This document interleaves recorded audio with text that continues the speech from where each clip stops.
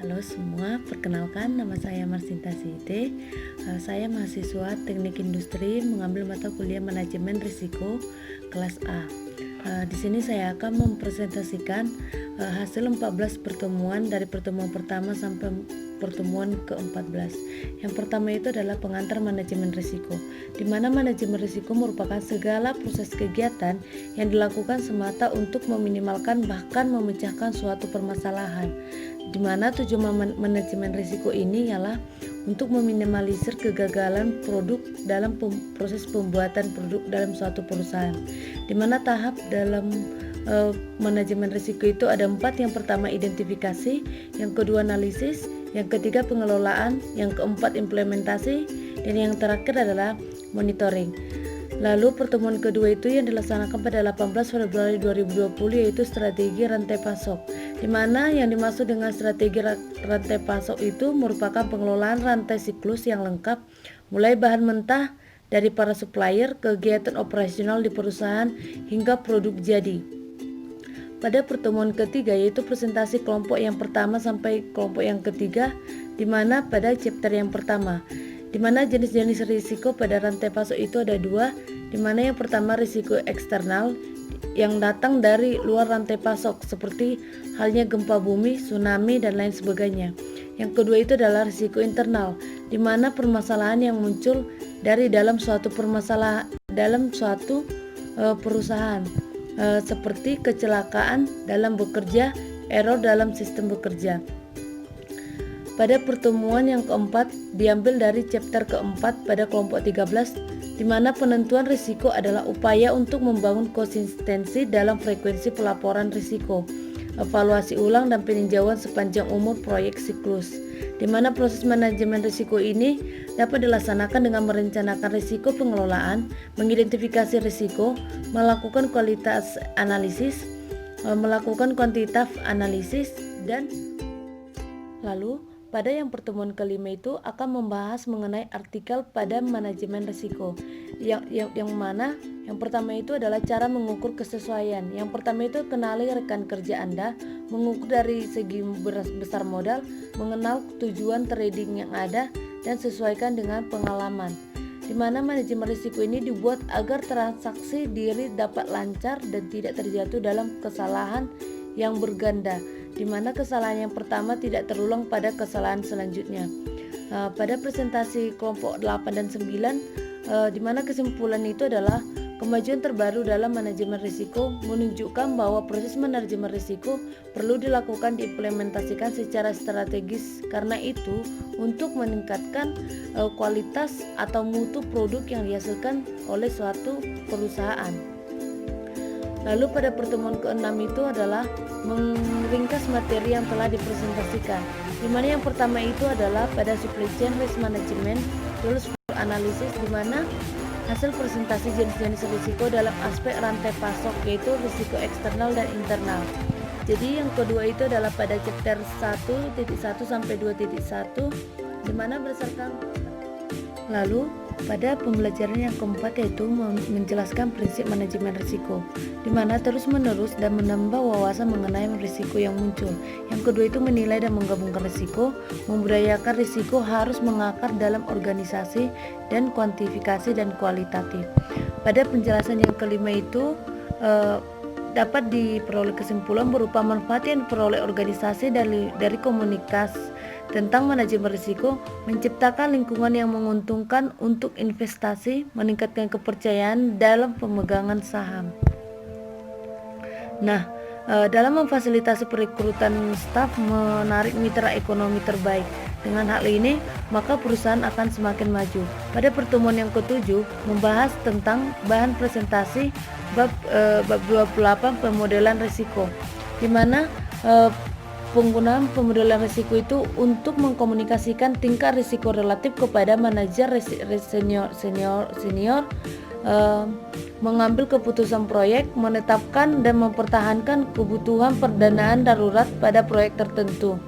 Dan dalam penggunaan pemodelan risiko pada sebuah perusahaan dapat dilakukan oleh perusahaan yang secara konsisten dalam menjalankan bisnisnya. Jadi, untuk perusahaan-perusahaan yang maju harus menerapkan strategi manajemen dan perekayasaan risiko supaya risiko yang muncul itu relatif lebih rendah, bahkan tidak ada lagi risiko. Dengan hal ini, maka akan dapat meningkatkan mutu suatu perusahaan. Pada pertemuan ke-8 mengamati apa saja yang menjadi pencantum perkiraan risiko dalam pengelolaan apabila risiko terjadi. Jadi yang pertama itu adalah dalam usaha sembako, di mana risiko yang kemungkinan terjadi itu seperti produk akan expired, kesalahan hitungan, persaingan usaha, kemungkinan usaha terbakar. Dalam video YouTube yang kedua yaitu risiko bisnis toko retail, di mana risiko yang muncul itu adalah expired barang, adanya CCTV yang tidak berfungsi, barang hilang, harga tidak sesuai, dan tenaga kerja yang kurang. Pada pertemuan yang ke-9 membahas video dari YouTube, di mana materi yang dibahas di video menganalisis manajemen risiko pada PT Indofood. Risiko yang ada pada PT Indofood ini antara lain kerusakan makanan yang disebabkan oleh bakteri, risiko fluktuasi harga pangan dan komoditas yang turun. Pada video yang kedua itu adalah materi manajemen risiko yang tidak dibahas dalam video ini, di mana perkiraan risiko yang belum dibahas oleh penyaji ialah risiko jika produk yang tidak laku menyebabkan produk berlebihan sehingga produk akan expired.